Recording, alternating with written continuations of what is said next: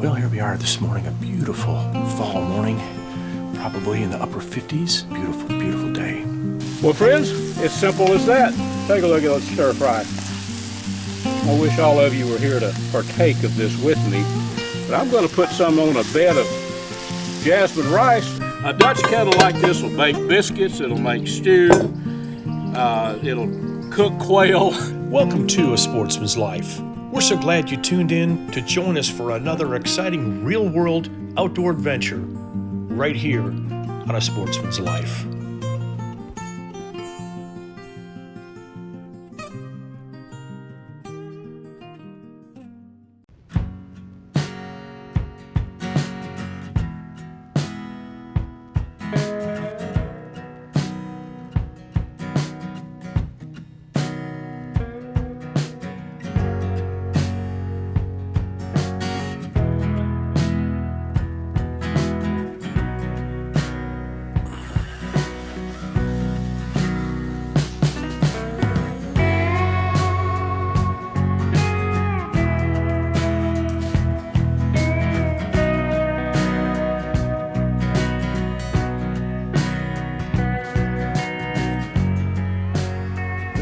This morning, a beautiful fall morning, probably in the upper 50s. Beautiful, beautiful day. Sun has already come up. I took my friend Randy Douglas into the blind. He's all set up, and my neighbor Mirza, he's set up in a blind as well. And I'm gonna go get set up. So we put up a new blind here just recently, and it's right at a watering hole. So lots of deer tracks going in there, so I thought maybe I'd go sit, maybe catch a big fat doe walking up to that little pond to get a drink and make something happen. So stick with me, folks. I'm going to head to the blind. I got a few things to put up, a bow hanger and something to hang my backpack on, and of course a pull-up rope for my bow. So we're going to go get set up here on the watering hole, the new spot here at the Bucket Bass Ranch. So let's go.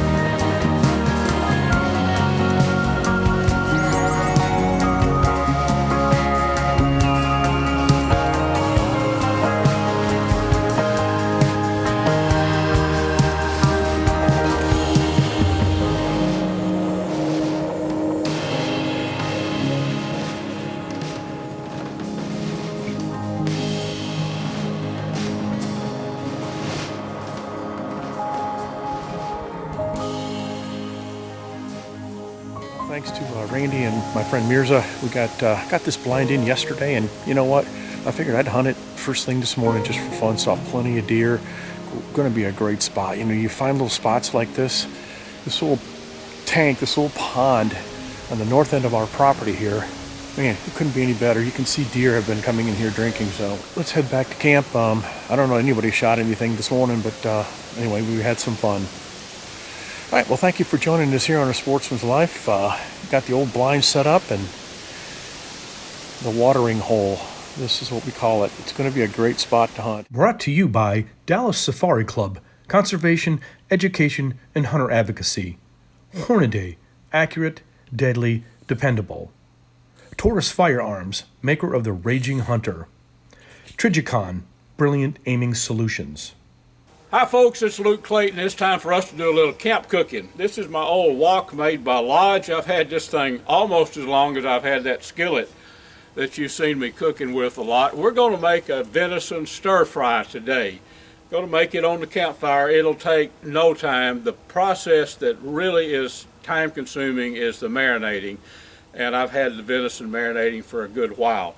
So let's start cooking. I think you're going to like this. This is one of those recipes that you can come in after an evening hunt, and once your meat is marinated and ready to go, you can put it in. You don't have to have a wok. You can put it in a skillet and make this stuff in 15 minutes. So let's get cooking.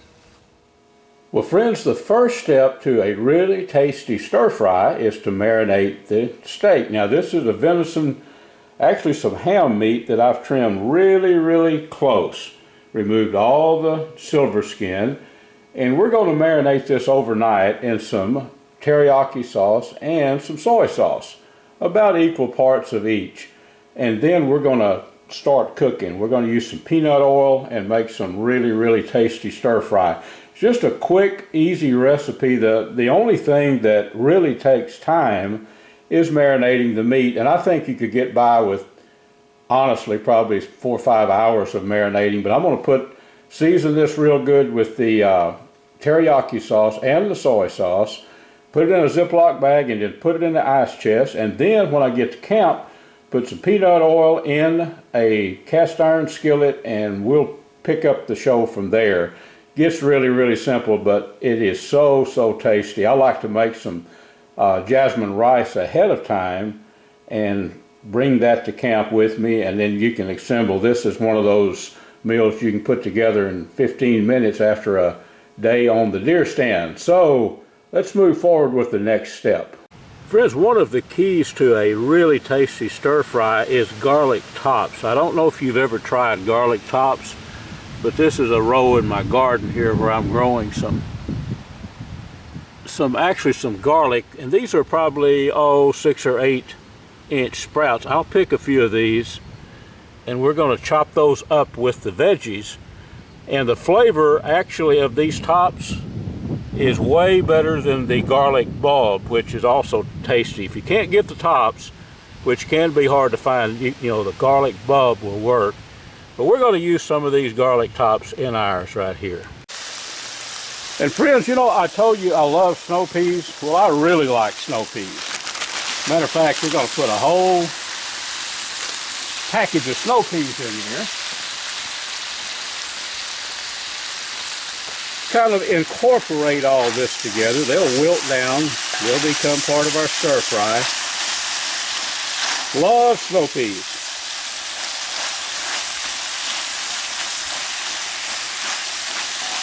Okay, let's put our veggies in there now. This is going to be a lot of stir fry, folks. Not rocket science. Outdoor cooking is really pretty simple stuff. On a bed of jasmine rice, though, let me tell you, this is going to be really, really good. See all the different vegetables in this.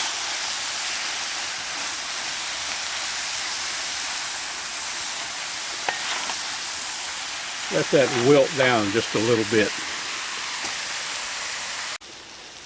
Well, friends, it is just almost perfect, but we need to add one thing. Some crushed pecans and almonds and a few peanuts in there. I like that Like that in a stir fry. Actually, pecans are good in there too. That's something most people don't put in a stir fry, but some crushed pecans are good. That venison is really just right now. Well, friends, it's simple as that. Take a look at that stir fry. I wish all of you were here to partake of this with me, but I'm going to put some on a bed of jasmine rice. Let's take a look at it, and you can rest assured that it's going to be edible.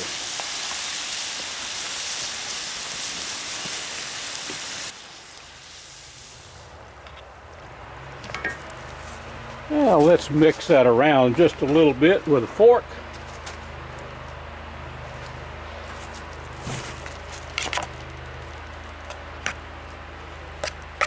I think I need to add a little more teriyaki sauce, and let's do that. Kikkoman stir fry original sauce actually is what we're going to add, just a little bit more. We have some cooked into it. And then, my friends, if only you were here, I would fix you a bowl of this right here. There's a tender morsel of that buck from the Choctaw Hunting Lodge. Friends, I hope you enjoy our little cooking segments. They're all pretty basic, but they're things that you can do at camp. On with the rest of the show. A Sportsman's Life is also brought to you by Mossberg, American Built, American Strong. The YO Steakhouse, Catch and Release Apparel, AGM Global Vision, your go-to for thermal hunting scopes and spotters, Pyramid Air, your one-stop shop for everything air guns.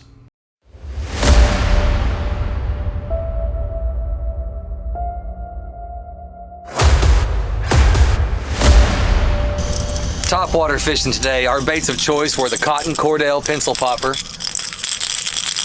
Texoma Classic, Berkeley El Chapo, which is another prop bait. They've become very popular over the last few years, and the fish do attack them. And something I'm doing a lot of right now, just because it's one hook, it's high reeling jigs right underneath the top water fish, keeping that bait 18 inches or less underneath there, reeling with a steady but erratic retrieve, real pop, real pause, stuff like that, and they inhale that thing and suck it up and fish on. All right, out here, tip of the week, when these fish are doing top water like this and they're slapping at your plugs and you're really short striking them, a lot of times what we'll do is we'll like to take a swim bait, some form of soft bait on a jig head, and high reel it across the top 12 inches and get them hooked up like that. Dad's hooked up on top water right there. Well, he was. But yeah, I'll take that swim bait and I'll high reel it across the top as soon as it hits, just like top water when they're being very finicky like that. Another one.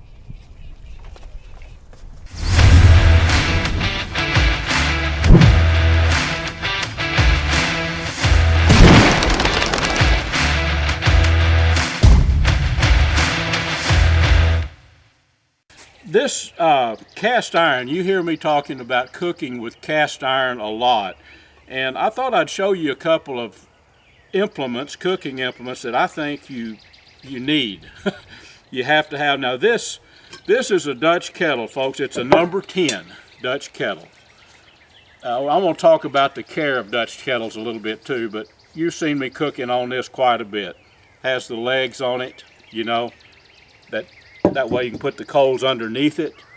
But a number 10 Dutch kettle, and the only kind of Dutch kettle I like is a useful one with a recessed lid.